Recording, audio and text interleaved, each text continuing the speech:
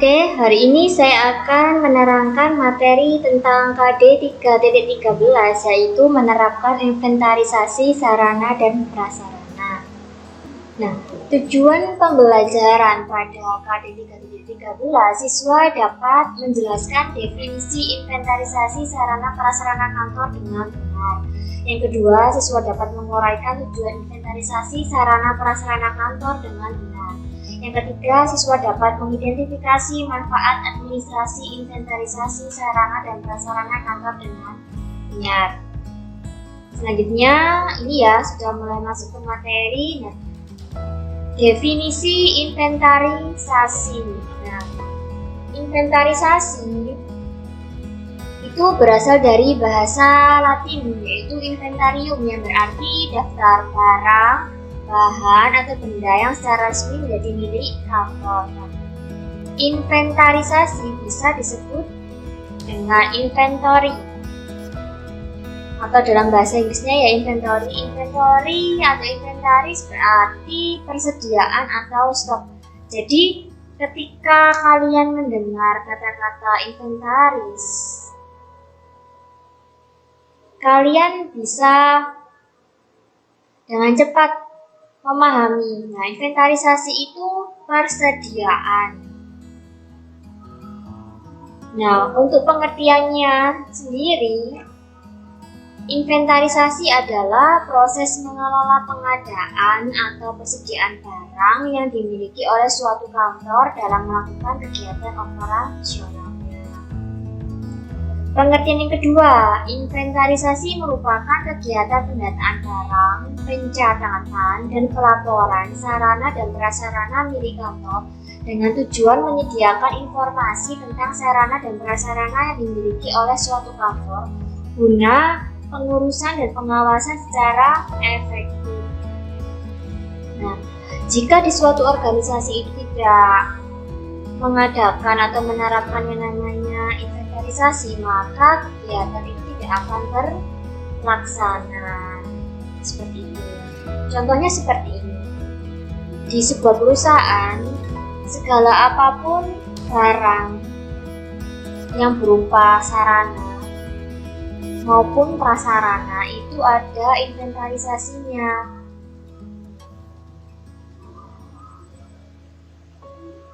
Gunanya apa? Gunanya untuk memudahkan direktur mengetahui jumlah barang yang ada di suatu kantor. Nah, jadi seorang direktur itu tidak perlu repot-repot lagi mengecek segala ruangan yang ada di kantor. Jadi tinggal membuka buku inventarisasi untuk mengetahui jumlahnya, jenis barangnya yang ada di suatu kantor.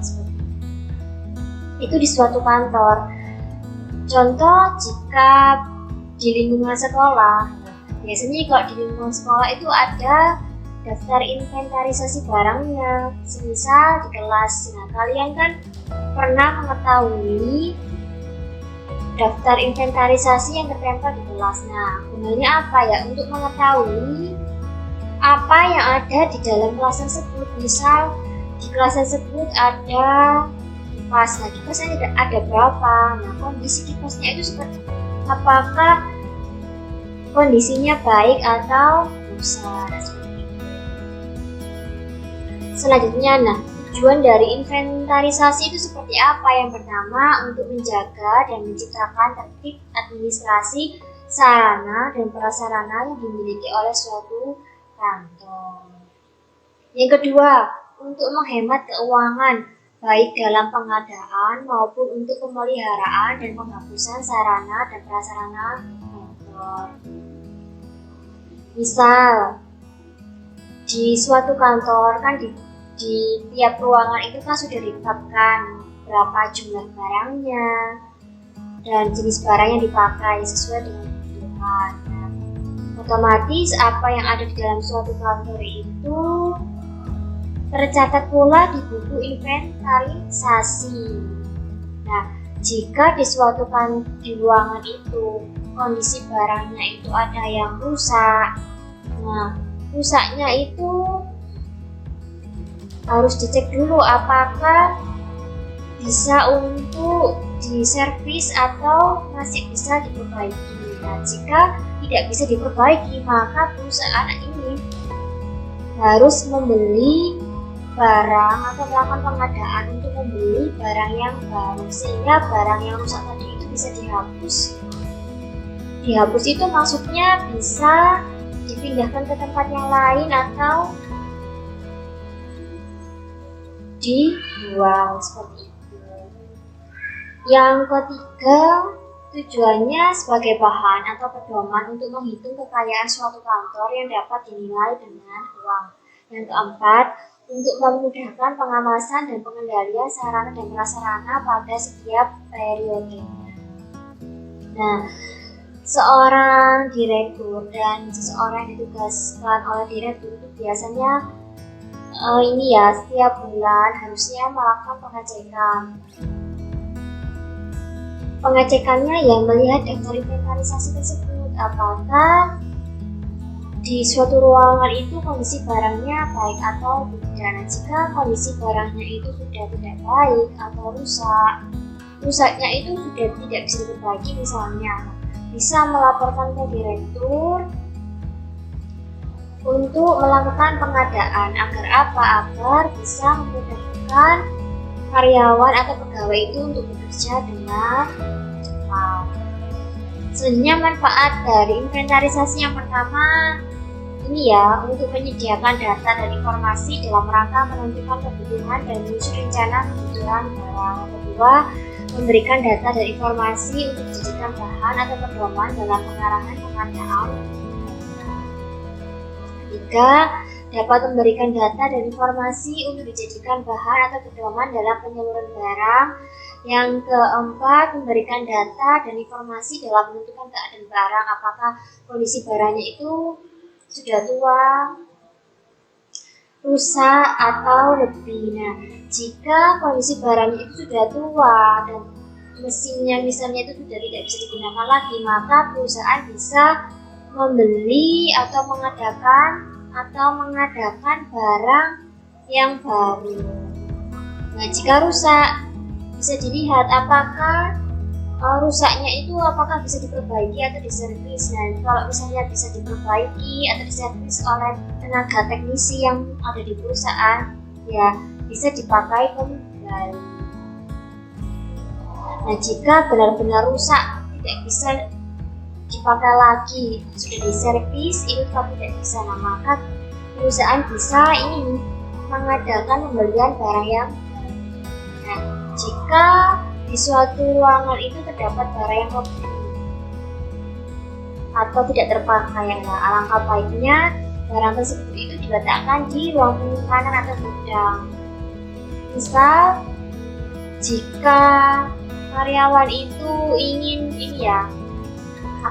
membutuhkan suatu barang, misalnya staplesnya itu habis, bukunya itu habis atau apa, nah bisa meminta barang di gudang atau di ruang penyimpanan atas persetujuan terlebih dahulu. Yang terakhir yaitu memberikan data dan informasi dalam rangka memudahkan pengawasan dan pengendalian.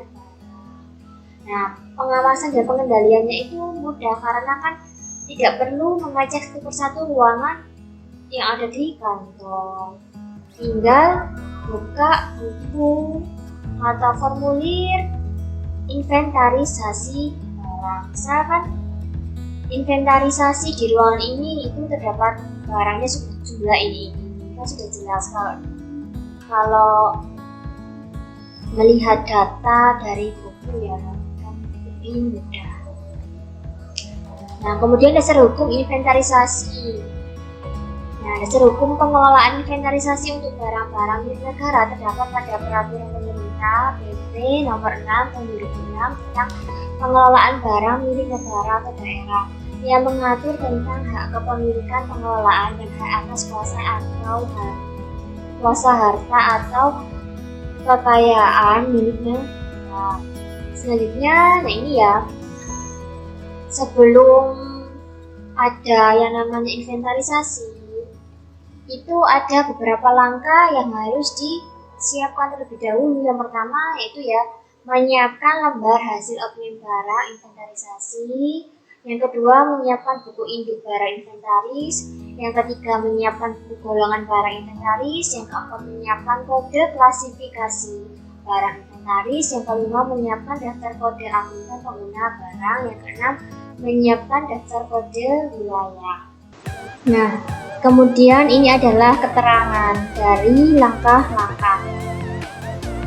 Nah, apa sih lembar hasil opening barang inventaris itu? Nah, lembar hasil opening barang inventaris atau LHOPBI adalah daftar yang memuat identitas barang saat dilakukan penghitungan periodik. Tujuannya untuk apa? Untuk melakukan update keadaan barang atau kondisi barang yang sesungguhnya. Apakah kondisi barangnya itu dalam keadaan baik, rusak, atau bagaimana? Nah, kemudian contohnya seperti apa? Ini contohnya dalam bentuk tabel, ada nomor urut, tanggal pembukuan, nama barang, merek atau spesifikasi, kuantitas atau jumlah, satuan, tahun pembuatan, asal barang, kelengkapan dokumen, keadaan barang atau kondisi barang, harganya itu berapa, lokasi, keberadaan barang inventaris itu diletakkan di mana, terus keterangan. Nah, untuk lembar hasil opening barang itu semisal jika ada barang yang datang atau dilakukan pembelian, itu langsung dicatat di lembar hasil opening barang. Nah, selanjutnya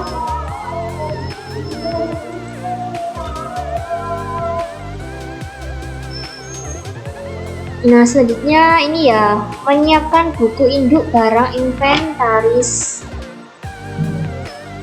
Nah, contohnya ini dalam bentuk ini ya, tabel ya, ada nomor urut, tanggal pembukuan, kode barang, nama barang, merek atau spesifikasi, jumlahnya ada berapa, satuannya berapa, tahun pembuatan, asal barang, kelengkapan dokumen, keadaan barang, harga, dan keterangan.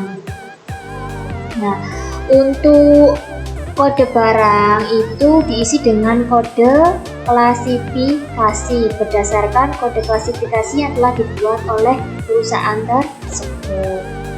Selanjutnya ini yang ketiga yaitu menyiapkan buku golongan barang inventaris. Nah, buku golongan barang inventaris atau BGBI adalah buku pembantu tempat mencatat barang-barang inventaris menurut golongannya masing-masing berdasarkan kode klasifikasi dan kode pokok barang. Nah, di atasnya tabel itu ditulis golongan barangnya itu jenisnya apa, entah barang habis pakai atau tidak habis pakai, ditulis di sini. Terus kemudian angka sandi jenis barangnya apa angkanya, kodenya itu disesuaikan dengan aturan yang telah dibuat oleh ini ya, perusahaan. Nah, contohnya seperti apa? Ini tabelnya hampir sama, hanya saja di buku golongan barang inventaris itu ini ya dicatat berdasarkan kode klasifikasi dan golongan barangnya itu apa. Jadi lebih dirinci lagi. Nah, yang terakhir kesimpulan dari materi hari ini, inventarisasi itu merupakan kegiatan pendataan barang, pencatatan, dan pelaporan sarana dan prasarana milik kantor dengan tujuan menyediakan informasi tentang sarana dan prasarana yang dimiliki oleh suatu kantor guna pengurusan dan pengawasan secara efektif. Nah, jadi sudah jelas ya manfaat dan tujuan adanya inventarisasi di suatu kantor itu seperti apa. Untuk memudahkan pengawasan dan ini ya pengendalian barang itu sendiri. Pengendaliannya ya ini untuk pengecekan kondisi barang di suatu kantor, apakah kondisi barangnya itu dalam kondisi baik kah atau rusak kah, seperti itu. Nah, untuk pengecekannya ya dari itu tadi, buku inventarisasi. kalau tidak ada inventarisasi, otomatis kan di sebuah perusahaan itu akan sangat kesulitan untuk melakukan pengawasan dan pengecekan. Nah, jika ada pertanyaan, kalian bisa menanyakan langsung ke saya jika di sekolah atau melalui WA ataupun di kolom komentar YouTube. Oke, semoga materi hari ini bermanfaat bagi kalian. Tetap semangat, jaga kesehatan, dan jika lelah, kalian beristirahatlah.